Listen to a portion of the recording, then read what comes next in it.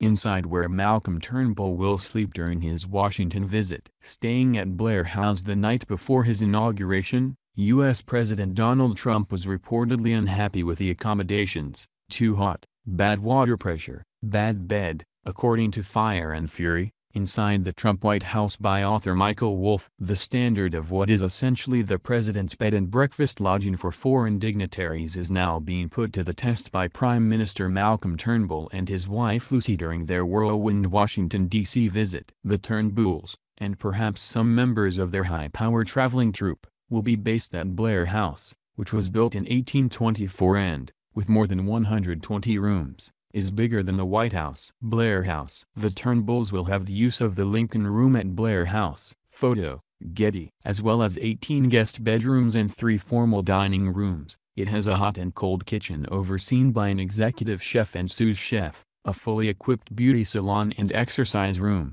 according to its official website. The Lincoln Room is a sitting room where presidents-elect and their families gather for their ride to the Capitol on Inauguration Day. The Lee drawing room has wallpaper picked out by First Lady Jacqueline Kennedy. But given his packed 4-day schedule focused on strengthening economic ties between Australia and the U.S., Mr. Turnbull, heading up Australia's largest and most significant delegation ever to the U.S., may not have much downtime for blow-dries, workouts or admiring artworks. While he looked relaxed stepping off his modest VIP jet in Washington on Wednesday to be greeted by Joe Hockey, Australia's ambassador to the U.S., the PM has had to hit the ground running. Mr. Turnbull will start his first full day with a breakfast meeting with Treasury Secretary Stephen Mnuchin, followed by meetings with Homeland Security Secretary Kirstjen Nielsen and new Federal Reserve Chairman Jerome Powell. He is then scheduled to attend a wreath-laying ceremony at Arlington National Cemetery and make a Pentagon visit with Chairman of the Joint Chiefs,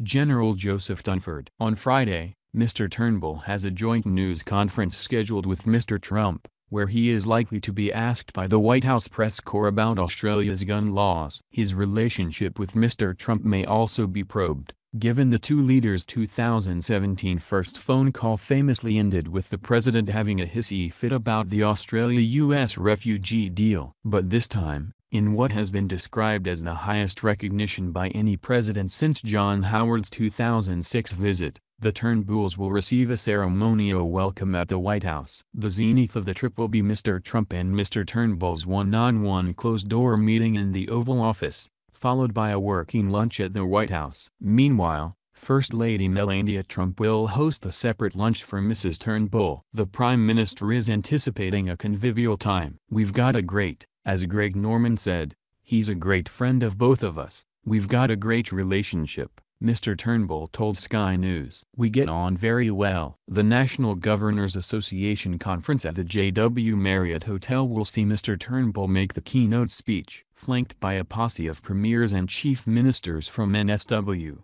Queensland, Victoria, Western Australia, the ACT and NT. The PM will meet more than 40 U.S. state governors and chief executives of some of America's biggest companies. "What we're going to do is broaden our reach and connection into the United States," Mr. Turnbull told Sky. "This visit is a big part of it.